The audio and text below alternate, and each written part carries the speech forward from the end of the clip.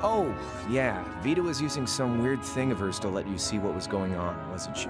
So I guess you saw what happened there.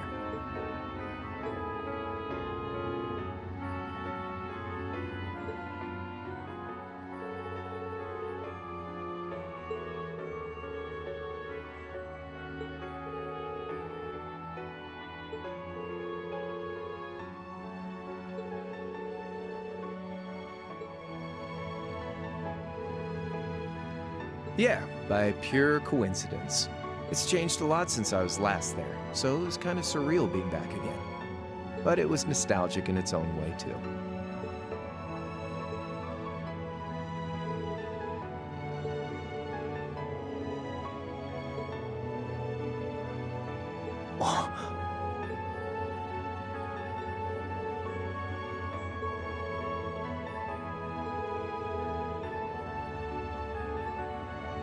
Where's the fun in prying into a guy's past? Save all that talk for your number one in class. Who's the lucky girl anyway? Elisa? Laura? Emma? Fee?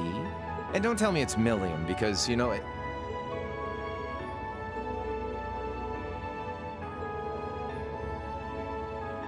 You're really serious.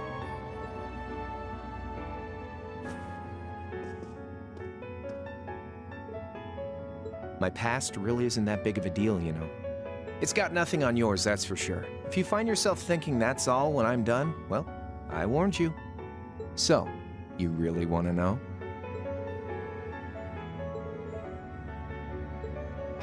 All right, you win. Like I said, it's just your run-of-the-mill sob story. Pick up any history textbook and you'll probably find a dozen others just like it. It's the kind of story that's so common no one bothers to remember it, like it never even happened. Back in those days, Jirai was known as Jirai City. It was a city-state off the coast of northwest Zemuria that prospered through maritime trade with West Erebonia, Northumbria, and Remiferia. It had a population of around 150,000 people, so it wasn't exactly a big place or anything.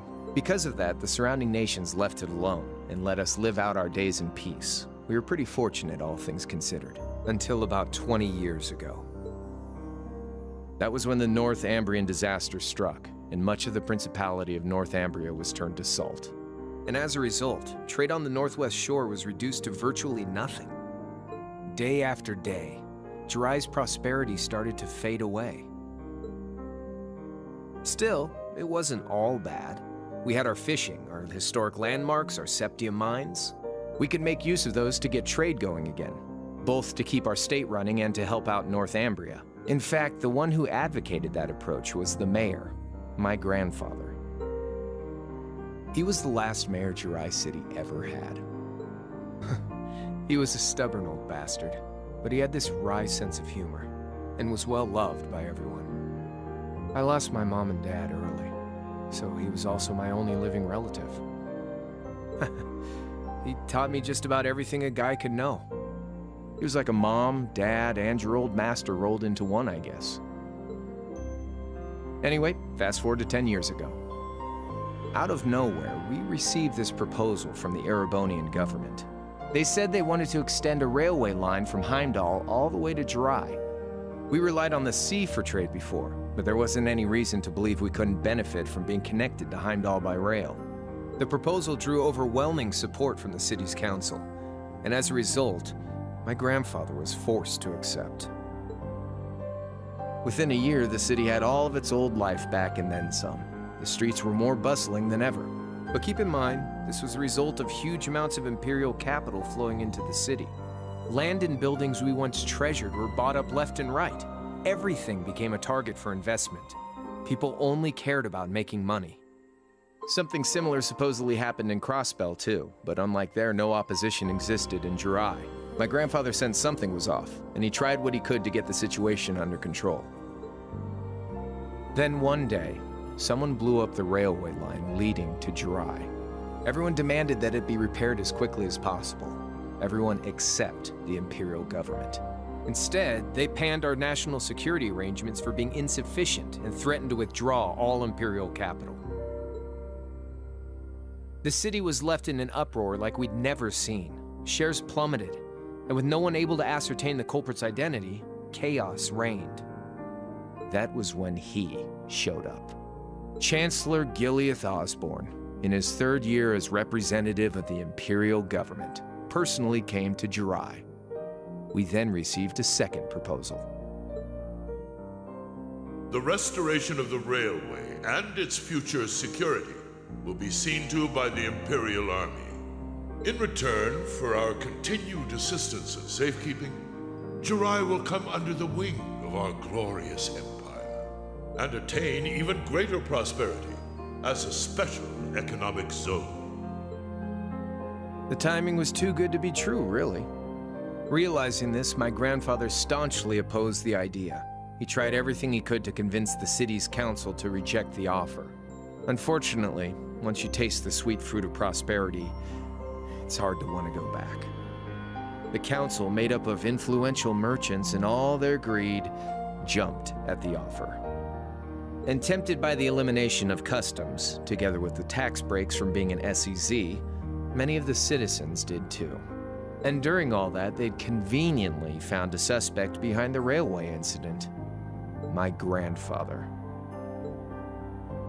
He loved Jirai more than anyone, and up till then, its people loved him too. And yet, virtually overnight, he found himself facing the wrath of both the city's council and the citizens alike. Left with no choice, he resigned from his position as mayor, and Jirai formally became part of the empire. Both of these things happened on the same exact day. That was 8 years ago. Naturally, everyone knew my grandfather wasn't the one who did it. They knew who was really responsible. They just turned a blind eye to the truth. See? I warned you. Just your run-of-the-mill sob story.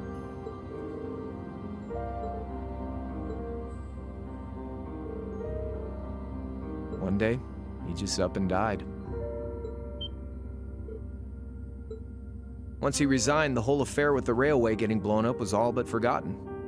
He lived comfortably in retirement for about half a year, fell ill, and that was that. He just lost the will to go on, I guess. Like I said, he was the only family I had. I mean, I had plenty of friends even then, but I chose to leave it all behind. I was 13 at the time. I wandered the land, doing whatever I had to get by. That was when I met old Cayenne, who happily indulged my hatred for the Chancellor. And with his financial backing, I went out with the goal to find others who were just like me. That was the beginning of the Imperial Liberation Front. Gideon, Scarlet, and Vulcan were among those I recruited. I'd also met Vita then. I only knew her as the woman who would often come to see Cayenne. She guided me to a place below the city of Ortis, and there slept the Azure Knight Ordine. One after another, I overcame the same trials you did with your friends, but alone. And once I'd proven myself worthy, Ordine accepted me as his awakener. That was 3 years ago. I was 16. My preparations complete, I concealed my background and enrolled in a military academy near the capital. Everything I did for the sole purpose of taking the Chancellor's head.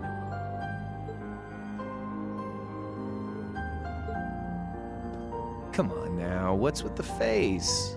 You look sadder about all this than I do. I swear. I'm not trying to tell you the Chancellor was evil or anything. Still, there's no denying that he managed to outwit my grandfather.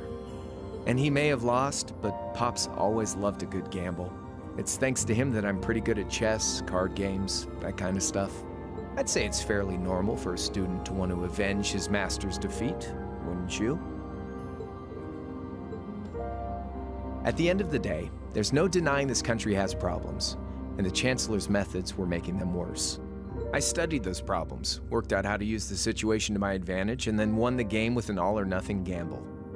But when you think of how peaceful Jirai is now, I'd say I've got a duty to clear up the mess left behind by my game too, which means ending this war and restoring peace. So it's only when that's done that my game is truly over.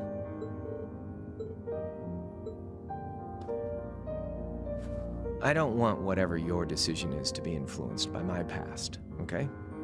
Like Rufus said, you need to think long and hard about what it is you're fighting for. For you, more than anyone else.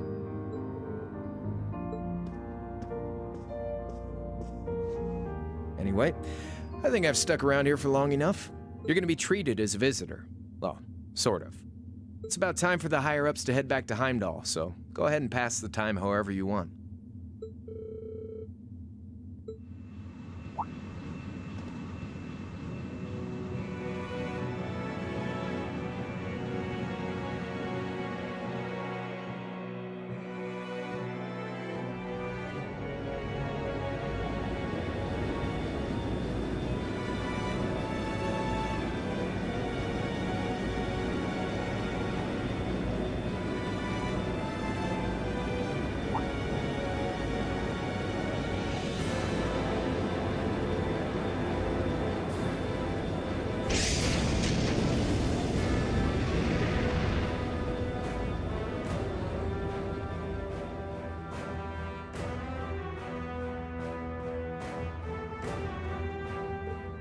There'll be no guards outside your room, so if you want to try and escape, be my guest. Just keep in mind that some members of Ouroboros and Zephyr are on board too, not to mention me, Scarlet, and Vulcan. So if you're up for a gamble of your own, get ready to take all of us on.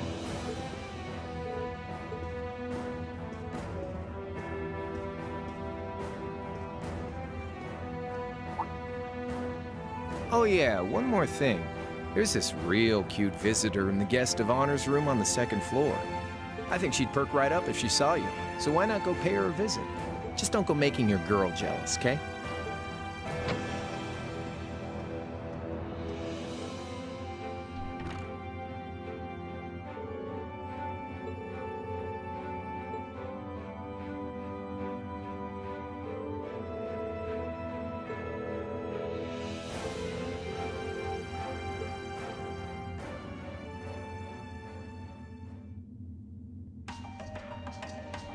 So I'll just say first, before we go to the second floor, we're going to speak to all the members of Zephyr and Ouroboros.